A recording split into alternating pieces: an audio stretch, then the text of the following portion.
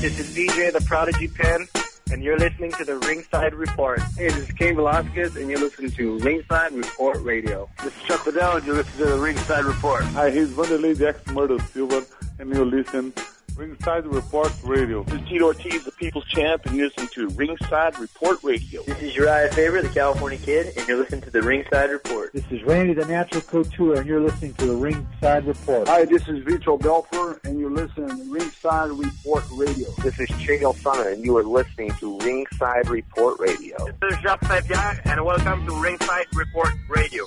Hope you're ready for the next episode. Hey.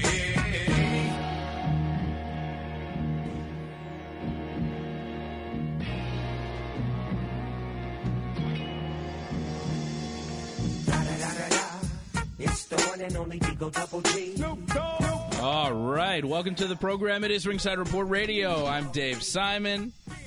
Fred Garcia is here. Anthony D'Alesio is here. Muscles Marco is in the house as well. We are live here on TSN 690. As we are Friday nights, talking MMA with you. UFC 227 went down this past Saturday night. We have a new UFC flyweight champion. Only the second flyweight champion now in the history of the UFC. Henry Cejudo beating Demetrius Mighty Mouse Johnson last Saturday night.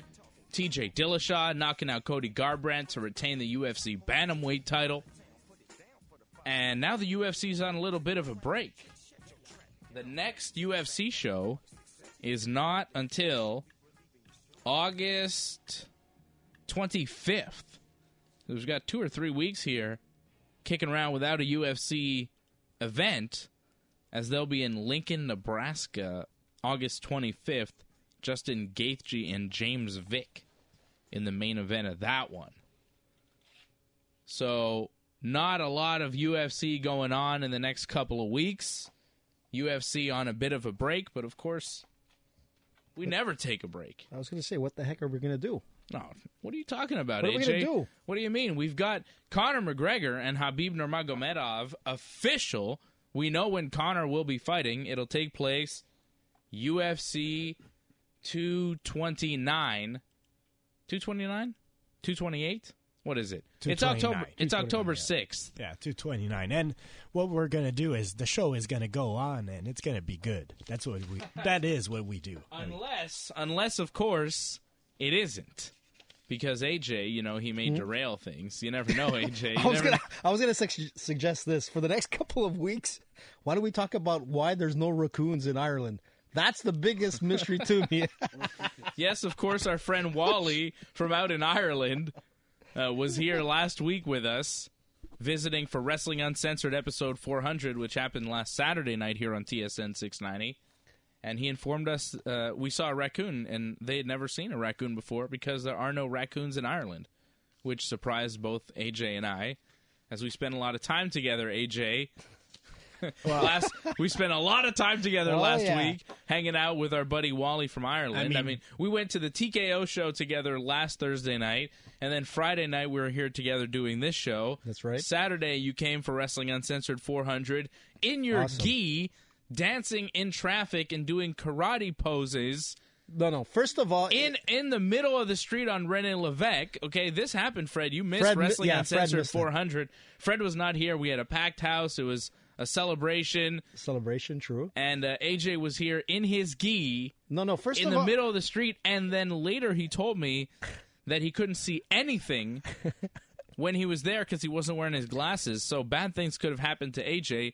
But of course, think of the ratings, Dave. Yeah, that was his response. He said, "Oh, Dave, think of the ratings. The ratings if I die, that'd be great." Which I don't even know. I like the commitment. I'll applaud the commitment. Yes. That's how are we applauding your commitment? Yeah, that's it. Thank you, guys. Thank you. First of all, it wasn't AJ. It was AKA GSP. Right? I thought it was GSP, Georges St-Pierre's. I think you're why. not going to like what I'm going to say, because I thought, you had something on your head also. That was George's first thing. Well, I mean, you kind of looked like is it J-Rock in the Trailer Park Boys? That's right. I'm just saying that's the look you had. I thought you were going to tell me the Karate Kid or So something. AJ was looking ridiculous on Saturday night, and we spent a good chunk of the time with AJ on Saturday.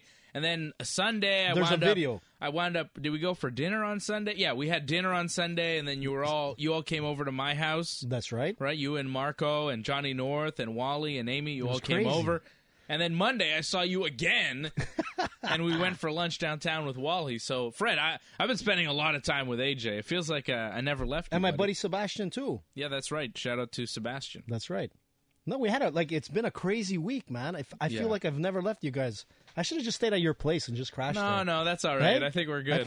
We're good. I could have done the Tuesday, Wednesday. Because as Wally discovered last week when he came to visit, AJ is AJ 24/7. Poor Wally, man. Yeah, poor everybody.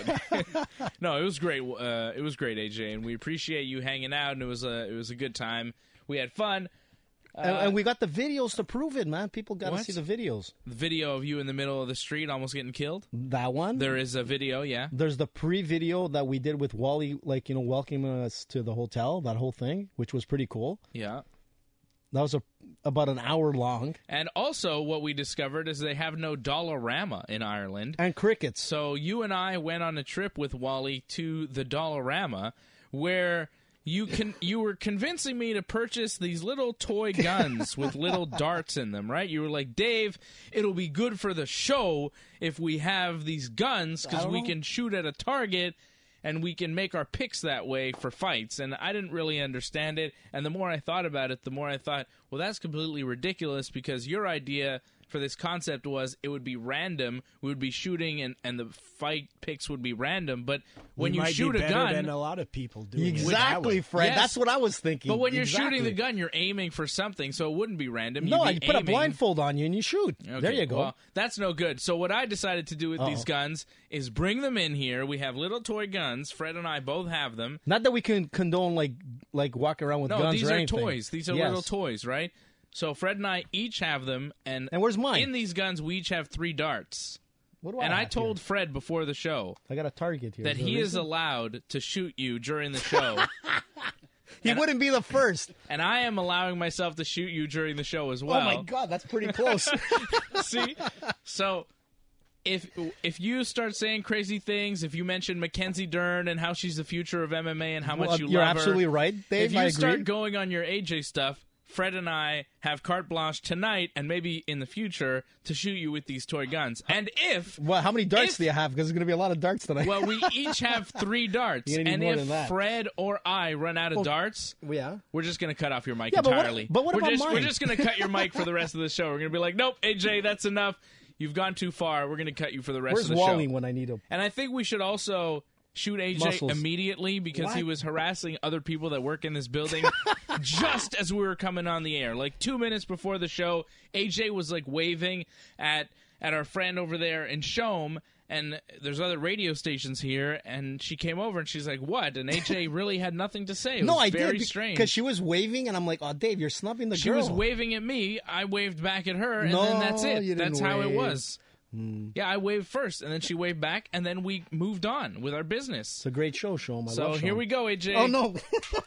Gotcha. We each got you. Hey, I want something too, man. This is not cool. No, you get nothing. You get nothing. And now Fred and I each have 2 bullets left. So if we shoot you 2 more times, that's it for AJ for tonight. We're cutting your mic and we're getting rid of you. Nothing new, man. I'm used to that. So you guys did a lot of things, but did you watch at least the UFC with all the gang? No, Well, we didn't watch Fred, it on the Saturday night, but I did manage to watch the fights afterwards. I mean, it got crazy here, man. Did you think Henry Cejudo beat Demetrius Johnson? Yeah. Yes. I did too. I thought he won 3 rounds. I think I gave round 2 and 4 to Demetrius. The last round to me went to Henry. And great performance, but you know what? It was a pretty tight fight. Demetrius is such a great champion. Like, I'd be willing to see it again. I think if, Demetrius with the pedigree he brings to the division and all that, he deserves a rematch immediately. And I mean, he was champion for so long, and he just lost a split decision for the title. It was a close fight. He lost a split decision 3-2. It wasn't even like he lost the fight in 5-0 in any judge's scorecard. You know, every judge had it 3-2, and one judge had it 3-2 for Demetrius. So I feel like the rematch has to happen. I know Cejudo right after the fight was like, I want to go up and fight the bantamweight champion or whatever, but I don't really see that. I think that Demetrius Johnson deserves an immediate rematch here. Yeah, Cejudo did say that, right? Like for the post-fight interviews and whatnot. Actually, he's a really cool guy. I really like him a lot. He's a straight shooter, a really nice guy. Johnson but as well. Being nice doesn't mean that you go in front. Like, he's still Henry Cejudo, a champion. Congratulations, and a Olympic gold medalist. Like, I mean, that's gonna lead him probably to the Hall of Fame one day. But right now, you've won the title. Okay, try to defend it once. Exactly. Give a rematch to Demetrius, who's a great champion. But he did say that. There's only one guy who can win a championship in the UFC and then not defend it and go on to challenge for another championship. That's Conor McGregor. And Henry Cejudo, as good of a guy as you say he is, he's not Conor McGregor. No, he's not. But I mean, there's other things also for TJ Dillashaw out there. I was very impressed with TJ's performance, and I'd like to see him fight Dominic Cruz again. Yes. Dominic Cruz defeated TJ Dillashaw. That was some time ago. I think TJ's much better now. That's a fight I want to see, much more than TJ against Henry Cejudo. So give me Cejudo defending the title against Demetrius. The only thing maybe is Demetrius has some injuries, so who knows when he's going to be available. Maybe Henry wants to fight before that. But if I'm the UFC, I'm making Henry defend his title, and I'm trying to book TJ against Dominic Cruz. You're right. He did get injured. He was saying that he broke his foot and his meniscus popped while he was fighting. So that could have been another reasoning to why his defensive wrestling wasn't there. I mean, he was a little bit off in his game, I found. Well, then where's Sergio Pettis or Joseph Benavidez? They should be able to step in there and challenge Henry Cejudo. I see no reason why Cejudo should jump up right now to 135 pounds to challenge Dillashaw, because there are challengers out there that would be legit threats to Henry Cejudo right now. And you look at Joseph Benavidez, he holds a win over Henry Cejudo not that long ago. He beat him in December of 2016. So guys like that are around. Pettis just beat Joseph Benavidez. He's in the mix as well. There are guys at 125 that Henry Cejudo should fight. If Demetrius Johnson, who's the number one option, is not available, you can look at Benavidez or Pettis, I think, right? Yeah. Yeah, those are all good options. As I say, I think Henry needs to defend the title, and if you're the UFC, that's what you want. Because, yes, at some weight classes, you know, you got Georges St-Pierre, you got Conor McGregor, guys that are champions that don't fight often or just simply vacate the title. But Henry Cejudo is not in that class yet. I mean, the guy has, less than 10 fights in the UFC? He needs to fight, you know, if he wants to make the money and defend the title. That's flyweight. That's it. Defend the title at flyweight, challenge one of these other guys, and that's where it should be for him. And if he goes on a run, he has the potential to be a MMA great. Not a lot of guys have Olympic gold medals and a championship. Like, I'm trying to think, who else has an Olympic gold medal and a championship? I think he's the first guy in UFC history to be an Olympic gold medalist and a champion in the UFC. There have been a lot of Olympians. What did Dan Henderson win? Didn't he win a... Yeah, I think he won a silver. Yeah, he was silver medalist. So. I think he was a silver in Greco, but I don't think he won a gold. No, Cejudo definitely is something to watch for. I mean, he did say, like, early in his career, he had 3 wishes that he wanted to do and he would hope he can accomplish. One was being a good father and a good husband. That, he said, was the biggest challenge of all in life. Like, to be able to do that, he did that.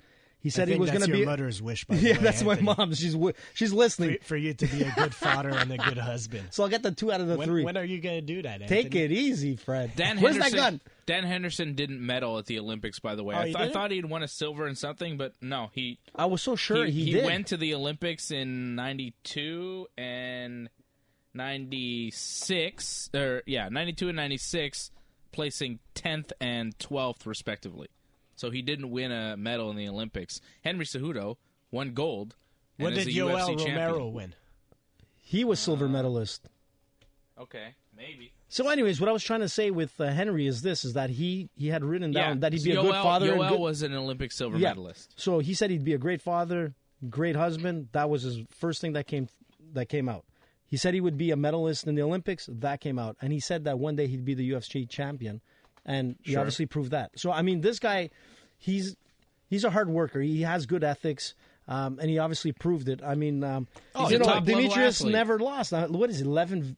He defended it 11 times. Yeah, so winning a gold medal in wrestling is not something easy. So I respect the guy's drive. I have no doubt about him being driven, work hard. And also, wasn't I on this show talking about how Henry Cejudo has really improved? And I was saying that's really the fight to watch, whereas Dillashaw and Garbrandt, I was like, they did it. I don't really know why we're seeing this fight again. Garbrandt just fought Dillashaw and got knocked out. I don't see how it's going to be a different result. And I thought Dillashaw would knock out Garbrandt again, and then he did. And I thought, Cejudo had more of a chance than the odds makers were giving him. True. And I think more of a chance than you guys were giving him, too. Yeah, you're right. I didn't expect the Cejudo win. I did expect TJ to win, but I just like the TJ versus Cody rivalry. I don't know. I kind of like the animosity that was going between both sides. The history of TJ training before with them. To me, there was a little, professional wrestling twist to that one that I liked. But hey, props to Henry Cejudo. I'm gonna look. The shooting the target is not a bad idea. I'm sure shooting on a target would be just as good as me predicting fights. Yeah, it's like tough. Barry the Beaver when he used to flip. Yeah, it's exactly. Like, you know what? Sometimes you got to go Barry the Beaver. Barry the Beaver. We haven't seen him in a while. Don't worry. I think I might have to shoot you with one of my arrows again here. I kind of like Barry still. You like Barry the Beaver? Yeah, maybe we bring him back. Thank you, Fred, man. You see? Maybe he's better. You see, maybe we should make picks, like on main events, and let's see if Barry the Beaver's better than us over like a month or something. Okay. You get all the Vegas, odds makers going after Beaver. Marco will do the flipping. This Barry the Beaver gimmick to pick fights is your gimmick that you started, so... You've got to pay attention to it. Or maybe Muscles Marco can be like the Marco will flip. Marco, do you want to be the keeper of Barry the Beaver? Like, you want to keep track of the picks and stuff? No, the picks, listen, the last time... I'll look after the Beaver. The Beaver last time, I'm sure you do. Marco. I'm sure you like the Beaver, Marco. See, this is why we never turn your mic on. Back off. Marco likes the Beaver. That's a good sign. Boy. Okay, you know what? We're going to come back. We're going to talk about Conor McGregor because he's got a fight coming up in a couple of months' time. McGregor returns. McGregor versus Khabib. And you know what? Georges St-Pierre wants in. He said so in Australia. He wants in. He wants the winner. But the UFC, they're not giving it to him. Or are they? Why is the UFC not interested in Georges St-Pierre versus Conor McGregor or Khabib Nurmagomedov? Why does the UFC not want that? We'll get to that when we come back. It's Ringside Report Radio. $250,000 a year and that don't bounce. That was a good... Hey, this is Cain Velasquez, and you're listening to Ringside Report Radio. Hi, this is Sanders at Borovsky, and you're listening to Ringside Report Radio. This is Tyron Woodley, and you're listening to Ringside Report Radio.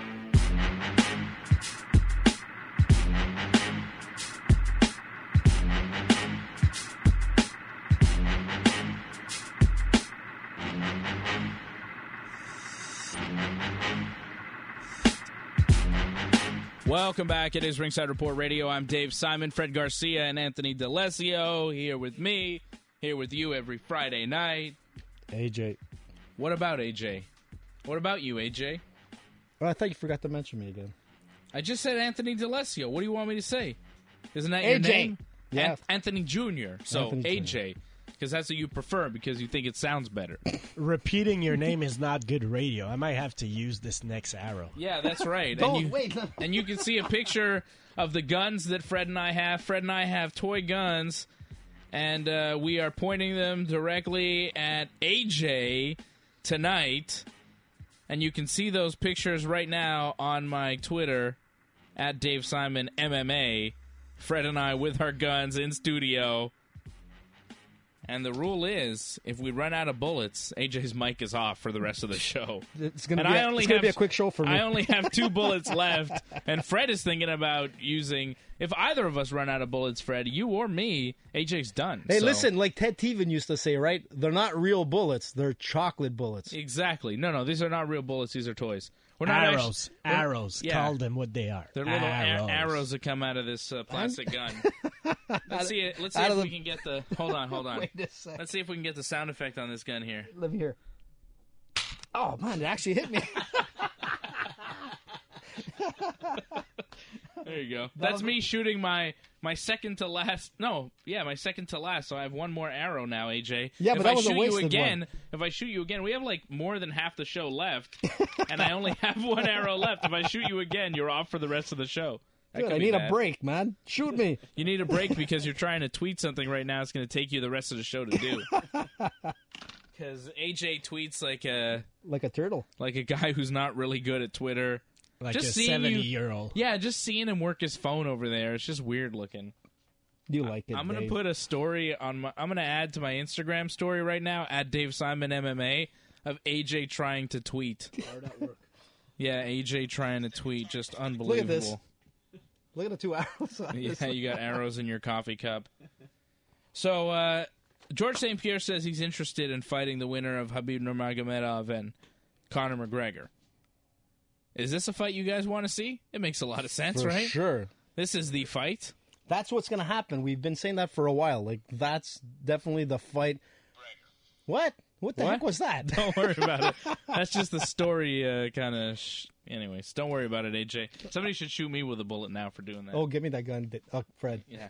No. I'm not wasting a bullet on Dave. Yeah, exactly. It's not worth it Dave for me. has been doing this for a long time. He's allowed to do one little mistake. Yeah, thank you. I mean, his mistake Dave, one mistake, impossible. His mistake to hours behind a mic ratio is much better than yours. Oh, for like sure. you need a lot of shows, perfect shows before you. That's not happening. So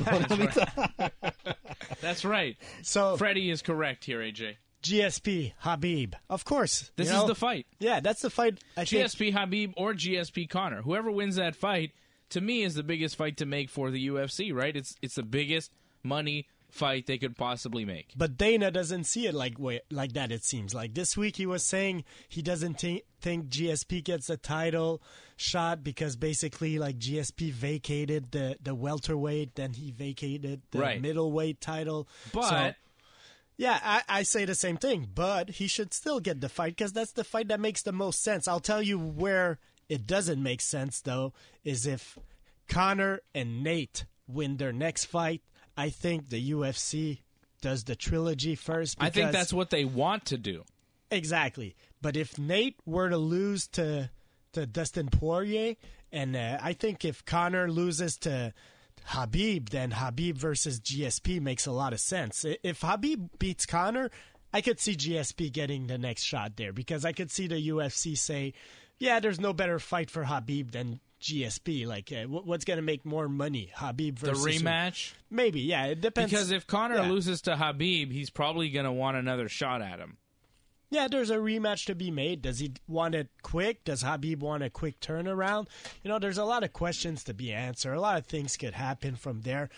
But if you're GSP, yeah, that's the fight that makes sense. That adds to your legacy, as he said. That more interesting and more money than Tyron Woodley is. You know, yeah, the Woodley fight, you know, George is not interested because he wants to make history. He wants to do things he hasn't done before. He wants to make money. That too. But he didn't come back after 4 years to have some fight at welterweight. He was a welterweight champion for so long. He went up in weight, fought at 185, and became the middleweight champion. Then he decided to step away again, drop the middleweight title, because putting on that weight he didn't feel was healthy for him. He didn't want to defend the championship, and now he's talking about possibly dropping down to 155 to fight for the championship there, or maybe, and I think this is what he is hoping, fighting Conor McGregor for a 165-pound championship that the UFC would introduce. There has been talk of that, and I could see that happening where the UFC is going to bring in a new weight division, a new belt, Because as it stands right now in MMA, it's kind of weird, right? We have 125 pounds, 135, 145, 155, and then it goes from 10 pounds to 15-pound jump from 155 to 170, and there's been a lot of people calling for an introduction of a 165 division. So I think that might be the way to go with Georges St-Pierre possibly fighting Conor McGregor, not going all the way down to 155, but fighting at 165 for a new championship. I think in George's perfect world, he would fight the winner of that for a championship. What, AJ? Nothing. I'm back. What were you guys talking about? What do you mean you're back? We're talking about George, man. George and Dana, which is like one of the biggest MMA subject for the past couple of years. Yeah, and Dana White is saying... Now, Dana's being Dana. That's what George, Dana is. If I'm George, this is what I want. I want to fight the winner of Conor and Khabib. Mm-hmm. I'm hoping it's Conor. Why? Because Conor is an easier matchup. What? You think so? If Conor can get past Khabib for George, I'm not saying that Conor's very good, but I don't think Conor could do to George what he could do to Khabib because of the size and the power. Conor has enough power to hurt Khabib and to put him out. I don't think that he could do that to George because George is so much bigger than him. So I think Conor would struggle with that with George. And the other thing that Conor would struggle with is the wrestling that people are saying he's going to have trouble with Khabib. And if he... Yeah, if that is an issue at all with Khabib, it's going to be a real issue with George because George's wrestling, I'd say, just as good, if not better than Khabib. There you go. And he's bigger and stronger. So George is a bad matchup for Conor McGregor. As bad as Khabib is a matchup for him, George is worse. But if Conor can somehow weather the storm of Khabib Nurmagomedov, beat him, George might be the biggest fight out there, and Conor himself may want that. The UFC doesn't want it because they know George could beat Conor and walk away and never give them or Conor the rematch. He could beat Conor, make the most money ever, and then say, look, I'm old, I'm done. I've been fighting for a long time. I had the biggest fight ever. I walk away a 3-division champion. George could walk away, and they don't want a guy to beat Conor and then walk away. They don't want that. If Khabib beats Conor, cool. Then you have the guy that beat Conor, and Khabib will keep fighting for you, and things will go smoothly. But if George is the guy that beats him, and he decides to not fight anymore, then the UFC is in a weird spot. And Dana White is saying he wants George to fight in December in Toronto, which is not happening. Mm-hmm. If you are planning on seeing Georges St-Pierre UFC 231 in Toronto, December 8th, make other plans, because George is not fighting December 8th in Toronto. Because if George is fighting December 8th in Toronto, that means on October 6th, he's got to have a bout agreement signed, and he's got to be in training camp. And on October 6th, Khabib Nurmagomedov and Conor McGregor are fighting. There is not a chance in hell that Georges St-Pierre signs a fight to fight anybody until he sees what happens between Conor and Khabib, on the off chance that Conor in the ring goes, hey, George, where are you at, George?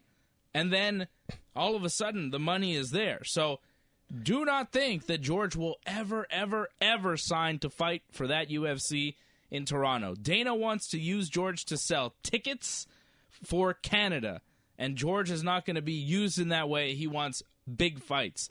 That's not what the UFC wants. The UFC wants to throw guys at George that are younger and bigger and stronger, to take George out and to use his name to make the next generation of stars. You think so? Yes, of Come course, on, man. Dave. Are you serious? But that's not what George wants. The UFC was fighting George on that Bisping fight. Man. They didn't want to give it to him. Think of the money that you would get just fighting Conor. Exactly. George against Conor, man. That would be the biggest fight in UFC history. So why is the UFC fighting it so hard? Every time you ask Dana White about that fight, he is not interested in the least. Because right now it doesn't make sense because Conor has other things. He has a Khabib fight coming up, and there's other options. There's Nate Diaz. I'm telling you, if Conor and Nate win their fight, that's what's happening next. It's the trilogy between Nate and Conor. It's going to make a crazy amount of money because they're going to both be off a win. What would make more, though? I think George Nate and Conor or George and Conor? Yeah.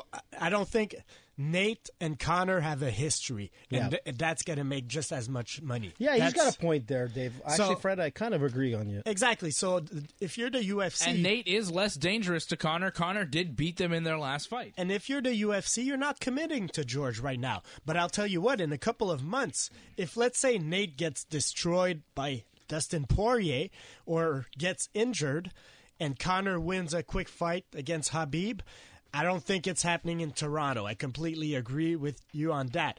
But I could see Conor versus George happening because that's the fight that makes the most money.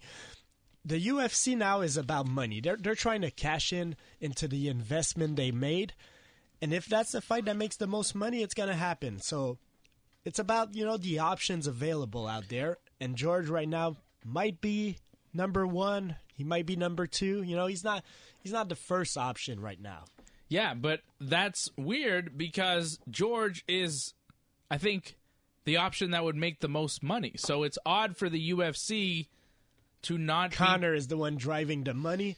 And yeah, but Nate Conor versus Conor. George, I think Conor versus George would be more valuable. It would draw in more money than Nate versus Conor. But because in today's world of trash talk, Nate versus Conor, the trilogy, it would make a lot of money. I'm not saying it wouldn't be huge.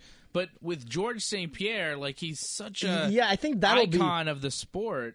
I don't know. No, Maybe Dave, I'm wrong. I agree. No, I agree with you on that, Fred, and I agree with you as well because I think that. Well, you can't agree with both of us. No, I can because they're so close to each other, in worldwide viewership. I mean, Conor George is going to be more viewed across the world than Diaz and Conor. That's for sure. I'll tell you but where I close. disagree with George and with Dana White is when George said the UFC might not give him a title fight. I say it should still be a title fight. Who cares if Georges St-Pierre vacates title? I mean, it happens before in boxing. We've seen a bunch of interim titles. Who cares if Georges St-Pierre vacates the title after winning it and takes a year and a half off? I don't know. I think the whole... the UFC cares. Well, they shouldn't, okay? You get a number one contender, and you build a new champion. I mean, look, if George beats the lightweight champion, well, George is the champion, Don't give me this thing of a non-title fight. What is this, non-title WWE fight? It makes no sense. If George beats the lightweight champion at 155, George is the lightweight champion. Yeah, but I don't think they're going to give George that fight. Floyd Mayweather a bunch of time won the title and simply vacated it in boxing. I mean, it's happened before in sports. I don't get the fuss about he holds up the division and all that. Look, if George beats the best guy, he's the best guy, and if George decides to take a little vacation after that, he takes a vacation. That's life. And not only that, but there is no clear number one contender in these divisions sometimes. There's no obvious choice. Say Conor beats Khabib. Which I think is going to happen. Yeah, I think it's going to happen too. I think Conor, his hands are too much for Khabib to handle, and I think Conor's going to knock him out. But say that happens, right? Mm-hmm. What next? Who would be the next number one contender at 155 pounds? I guess we could agree it would be Tony Ferguson, right? Tony Ferguson should be next in line. And maybe if things were fair and the sport were fair, he would be next. He would be the guy, automatically you would think, to face the winner of McGregor and Khabib. Tony Ferguson was the UFC lightweight champion and never lost the title. They just decided to pull it off of him when they wanted to make Khabib champion for some reason. Well, he was injured, right? Because they were going to set it up for Conor. Well, Ferguson he had to... Yeah, he got on injured a rope or something. A few days before the fight with available. Habib. I mean, in the end, if you're not available, but the show must go on. Same thing if George takes a semi-retirement or whatever, the show goes on. But he would be available for the winner of Conor and Khabib down the road, and the fact that the UFC isn't promoting that, the fact that the UFC isn't telling you right now, yes, of course it's going to be Tony Ferguson. He's the interim champion. He's going to fight the winner of Conor and Khabib. The UFC's not saying that. Because it's about money. Because it's probably not going to happen. Because Nate Diaz may swoop in, and like you said, George is number 2, I think, on that list. Yeah, Nate Tony's is rumored maybe 3. Nate is rumored to be fighting Dustin Poirier at UFC 230 in November at Madison Square Garden. That'll be a great fight. Nate is saying he's not taking the fight. The UFC feels like he is. Nate did a face-off with Dustin Poirier to promote the fight for the UFC and took pictures at a press event. And then has been going on Twitter saying, "Oh, F the UFC, and I don't want to sign a bout agreement because they're not treating me right or something." Like, Nate is not interested in fighting now, as far as it seems. But Dana White, he thinks that the fight is on. It's very strange what's happening with Nate Diaz, but he's supposed to be fighting Dustin Poirier, so I guess the winner of that fight could go on and face the winner of McGregor and Khabib. But it's strange because, if it's Dustin Poirier beating Nate Diaz, I'm not sure he's really in the mix. I don't think that they put in Dustin Poirier against, say, Conor McGregor. Maybe Dustin Poirier against Khabib. I think anybody could fight Khabib next if Conor does lose to him. But the Conor sweepstakes is a little bit harder to win. It's tougher. It's tougher to get that ticket with Conor because you have to be a guy that's worth it for Conor to step in the octagon with you, and you have to be a money generator yourself. And that's why a guy like Nate Diaz or Georges St-Pierre would make a lot of sense because they're stars in MMA. Whereas Dustin Poirier, even if he does beat Nate, I don't know how big of a star he'll be to the point where people will be clamoring to see him fight Conor again when they did fight several years ago and Conor obliterated him. It's a different world and they're different fighters now. But Dave, I think Nate has to win that fight for it to be something that McGregor might be interested in. Khabib, anything goes with Khabib. I could see Khabib beating Conor and then, if Conor doesn't want an immediate rematch, he goes to fight Tony Ferguson or something. Yeah, but anything could go with Khabib. But you know what's crazy is that we're discussing George and Conor and all. George, at least he came back. He fought Bisping. George is always working hard and whatnot. But when you really look at it, you look at Dustin or you look at Khabib, these guys have really progressed the way you should as a fighter to get that title shot. I mean, people who don't know Dustin, they don't realize how much of a hard worker this guy is. I mean, I saw this guy in the early days fighting in the small circuits in the Midwest U.S. and make his way to the top. The guy is an awesome fighter, and he's gotten better every fight. You were in the Midwest watching him fight? You were there? I wasn't there. I was watching, I would have liked to be there, but I've seen him fight. Okay. I seen him fight in these small circuits, and the thing is that you got to give this guy. He's paid his dues, man. And why?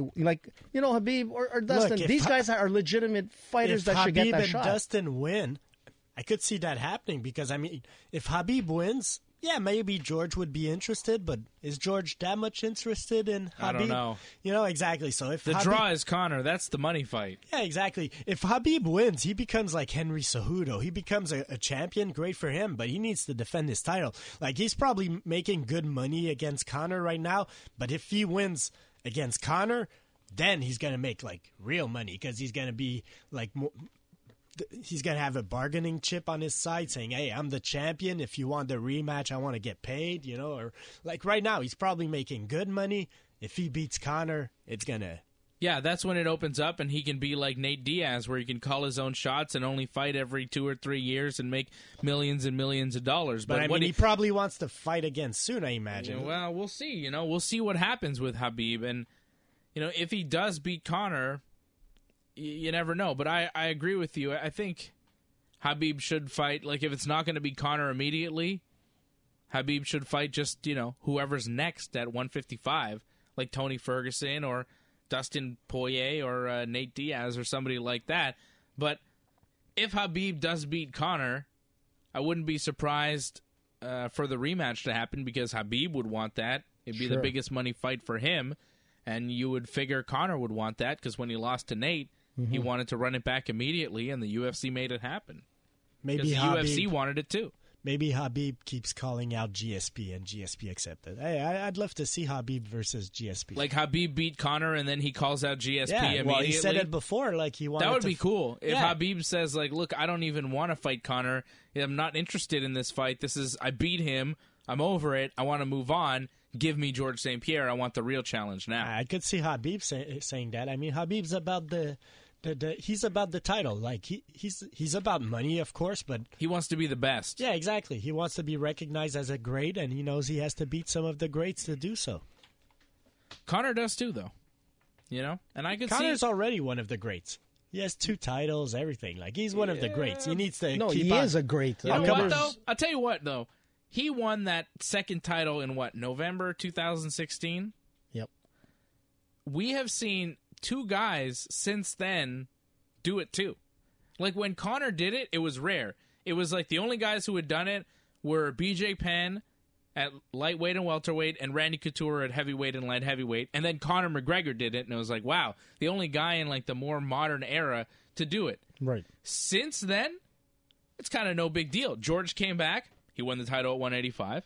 Mm-hmm. And Daniel Cormier is simultaneously the light heavyweight and heavyweight champion. The UFC, when Conor was a 145 champion and then he won up to 155 and won it there, they took away the 145 belt from Conor because it seemed like he would never, ever go back to 145, and he never, ever did.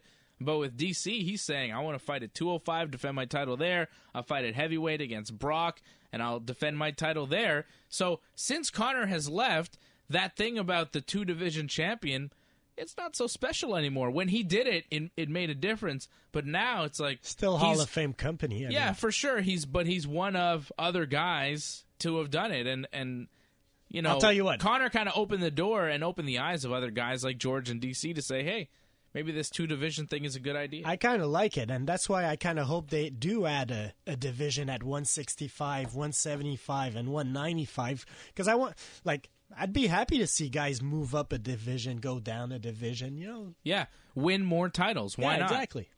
But then the divisions will be harder to keep track of, and we will see more guys that are multiple division champions. That will happen more regularly. Like, I could see the guy who's champion at 175 also being the champion at 185, you know, and maybe 165. I could see guys fluctuating between 165 to 185. I wouldn't mind. And if a guy's good enough, winning the titles in all 3 divisions. It's not a bad idea. Like, if you get all these titles, you know, you get a... I don't know. I think the sport has grown enough where you could have these extra divisions. Yeah. And I feel like weight cutting is so difficult now. Guys are... Like Darren Till. I mean, the last one was like ridiculous. Guys are just not naturally... You saw that 170. article? They might be more... No. They might be more naturally like 175 or something like that. Like everybody said about BJ Penn that he really... He won the title at 170. He won the title at 155. But if there was like a 160 or a 165-pound title, that would be where he'd be most comfortable because he was cutting too much to be at 155, but he was too small to really compete at 170. So if there was something in between, he might have had more success. And a lot of guys, I think, are in that division as well. Like, you've seen MMA welterweights. They tend to be quite big.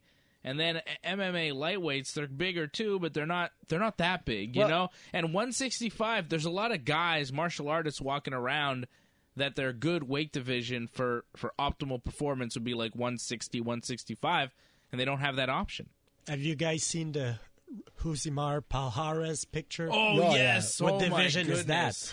That's the steroid I don't 101 know. division. Allegedly. Could you get him? Get him. You got me in the neck. What do you mean allegedly? Take a look at that picture. There you go. That's how radio works. That's like the Incredible Hulk, man. Steroids 101, man. Oh, my goodness. AJ, we might have to cut your mic because Fred just shot you with his second bullet. He has one dart left. I can't drink my coffee. 12 minutes left. I have one dart left, too, and there's about 12 minutes left in the show. So you better be careful, AJ, because if we run out of darts, your mic gets cut off. Yes. Why are you saying yes to that? So I can take a little break. I told you. Oh, I see. So listen to this. It's like, a 1 hour honestly, show. You need a break for a 1 hour show? How lazy are you? What's going on here? It's tough being a star, man. It's tough being a star. You're telling me, brother. Dave Simon, he is a star, man. That's right. Listen, so Yeah, sure. I'm saying with Rosimar, I mean, the guy is definitely Rosimar, tu veux Rosimar or tu veux Rosimar? Are we done talking about Conor McGregor? We're now talking about how Husimar Palhares went from like a normal looking man to like the world's largest arms in the world. Like he looks like he's jacked. He looks like Brock Lesnar times 10. He looks huge. Except about a foot shorter. Look bigger than my legs. Oh, yeah, for sure. His arms look like 3 times the size of my legs. It's actually scary. But it's not. It doesn't look natural. He's not doing it. He's not doing great by going to that size. He's lost his last 5 fights. He can't even roll that well like he used to. I mean, he doesn't have the flexibility. He looks good. I'm not saying he's on the comeback trail. I'm just saying. Well, you know what? He must be doing something that I don't know. He's not doing well in MMA. Let's be honest. So let me ask you this: UFC 230 on November 3rd still doesn't have a main event. It's Madison Square Garden. It's their November show at MSG, which has been very big over the past couple of years. Last year at MSG, it was George and Bisping. Best. You know, the year before, it was Conor and Eddie Alvarez. Awesome. So this year, they still don't have a main event for UFC 230. What are they going to do? Brock Lesnar. They can't. I say Nate's going to be Brock Lesnar is suspended until January. You think it's going to be the return of Nate Diaz taking on Dustin Poirier in a 5-round fight, and that'll be the main event? No. Non-title? No. Yes. You think so? Yes, with a solid undercard. I mean, isn't that the event with all the middleweight fights? Yeah. That's a great card. That's a card I want to see. And if you put Nate versus Dustin Poirier, Nate's a star.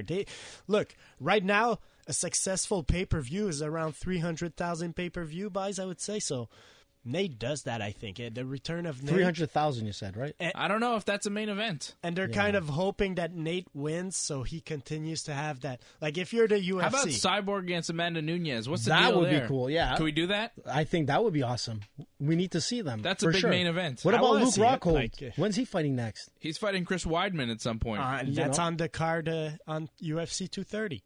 So there you go. You got Paulo Costa against somebody else also. Yes, Who's Paulo Rockhold and Weidman are fighting in New York at UFC 230 in November. Paulo Costa is fighting Yoel Romero. That's going to be awesome. And Jacare Souza is fighting David Branch. That's so far an amazing card. And Derek Brunson is fighting Israel, the stylebender Adesanya. It's all the middleweights. That guy it's a is great middleweight card. It's a great middleweight card. But you need a heavyweight. What's the main event? You need a big heavyweight. Nate's the heavyweight. No, we need a big heavyweight. No, I think Nate Diaz, Dustin Poirier kind of makes sense for the main event. As a co-main event, if they can get it done. It feels kind of like a co-main event because it's not a title. You need something big, man. And I'm I think we need something in the heavyweight. surprised they don't have a championship fight, but there are no championship fights to really have. Who's available? I mean, maybe they could do Max Holloway, Brian Ortega there if Holloway is available. That'd be good. Yeah, that'd be great. You know, because at UFC 229 229 is the one in October with Conor. 228. They're doing Tyron Woodley, Darren Till for the welterweight title. And maybe they could do something for the light heavyweight title, but who would fight Daniel Cormier? And I don't know if Cormier is ready to fight again here. What title November, you're saying?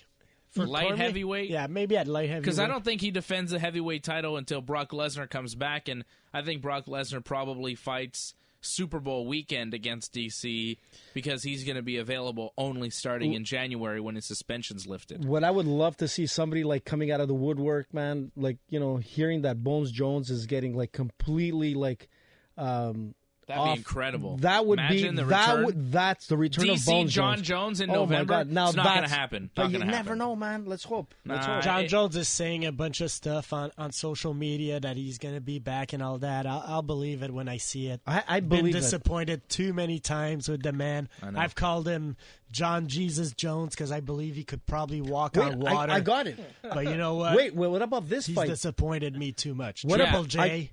He is disappointing, but he is incredible. Dave, you know, what about it'd be great this? to see him back. What about this one? What? How about maybe George versus Anderson Silva? Yeah, I don't see what's in it for George at this point. Why not? Wouldn't that be a great fight? Everybody would want to see that fight. That was the fight that wanted everybody to see called. It a long time ago. 10 years ago, that George's was the not fight. Big enough. I don't think it's really a great fight for George, and it doesn't really prove anything if he beats Anderson Silva, who's coming off, you know, not a great run. Well, I think Anderson is not the same Anderson he was, and right now it's just... And George, he talks about making history and doing things that no one else has done before and changing the game. Fighting Anderson Silva doesn't really do that for George. It'd still be a great main event. It would be cool, you know what? but I don't think they're going to do it. And if they do it, they would try to push it to UFC 231 in December in Toronto. That's where the UFC wants George. They want him to fight in Toronto in December.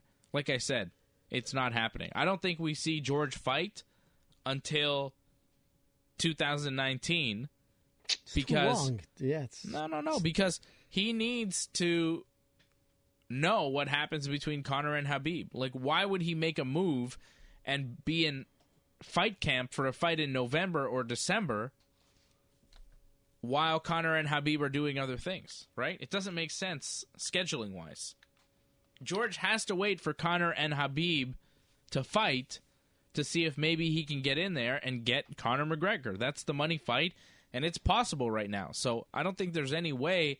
Like, a fight camp is 8 weeks, right? Yeah. So if October 6th, George finds out, okay, maybe he can jump into a fight camp right away for a December 8th fight or whatever, but it would be really close because you'd have to negotiate the fight and sign a bout agreement right away and go somewhere else. And it's not going to be clear on October 6th if George is going to get that Conor fight right away. So I think George has to wait, see how the Conor-Khabib fight shakes out, and then after, and only after, make a decision as far as his future and his next opponent. Maybe he'll fight somebody other than Conor and Khabib, but he has to wait to see just in case, because that's the biggest money fight, and that's, if I'm George, that's what I want. That's what I need. Talking about fight camps, you're completely right. It's 8 weeks of preparation. Yeah. And I'm kind of disappointed that the Khabib and Conor McGregor fight is not getting the press tour that I was talking about in the past. You know, like, if you really want to promote it at the max, you need these press conferences. Like the Mayweather.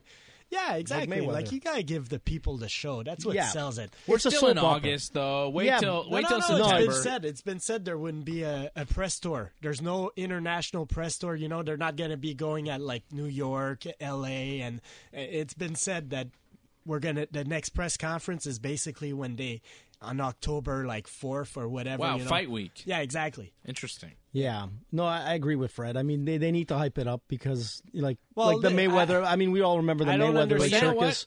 Maybe it's because you can't really have Khabib and Conor in the same room, and they want to keep them away from each other as much as possible because their crews and everything. I mean, you saw what happened with Conor and Khabib the last time they were in the same building. Conor had some charges there because of it.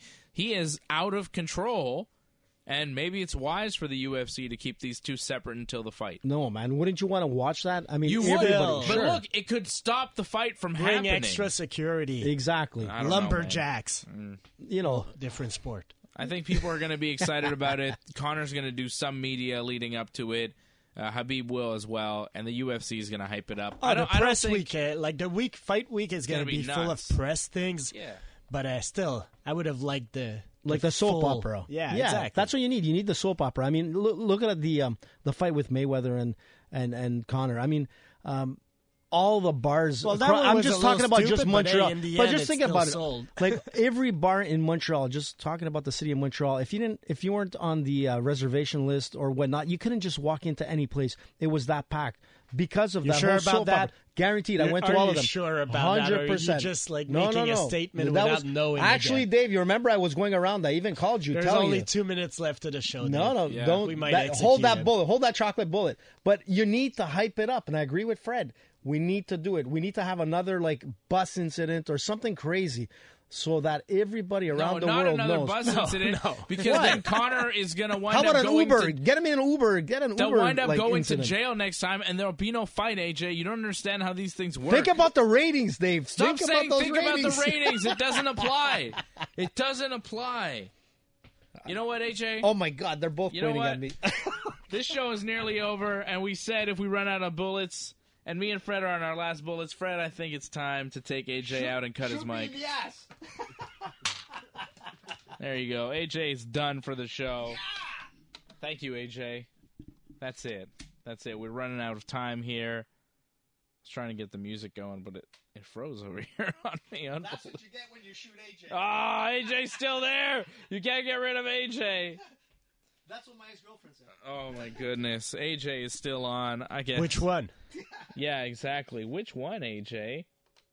You don't want to talk about that. We've run out of time, though, Fred. That's it for AJ. We've shot him. We've cut off his mic. It's over.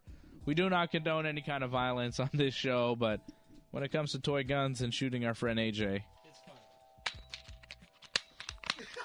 anything goes. RingsideReport.net is our website. We'll be back here next week. I just wanted to mention TKO, September 21st in Quebec City. They're doing a big card. And AJ wants to go. Maybe we'll go. Yes, TKO 44th. It's in Quebec City, though, AJ. I don't know. The 205 championship. You're driving? 205 championship on the line. 265 title is on the line. Is AJ's mic back on? Back on. Oh, no! I'm driving, man. We're going to go to Quebec City. Whoever wants to join us, let us know. What? How much room do you have in your Mazda, AJ? I'll get a bigger vehicle. Oh, damn. Yeah, Okay. Shoot him again, Fred. TKO September 21st in Quebec City. They got a 205 title, 260 the heavyweight title. Adam Ditchka against Cyril Gane. That's going to be a sick fight. I really want to see that. The welterweight title on the line. Their bantamweight title on the line. They have a really good card they're putting together. AJ's favorite, Corinne Laframboise, is going to be fighting. So that one taking place September 21st. They did a press conference this week. Hashtag Raspberry Killer. Oh, my goodness. Follow AJ on Twitter and Instagram at Danny Bruck. You can follow me at Dave Simon MMA. I'm on Twitter. I'm on Instagram.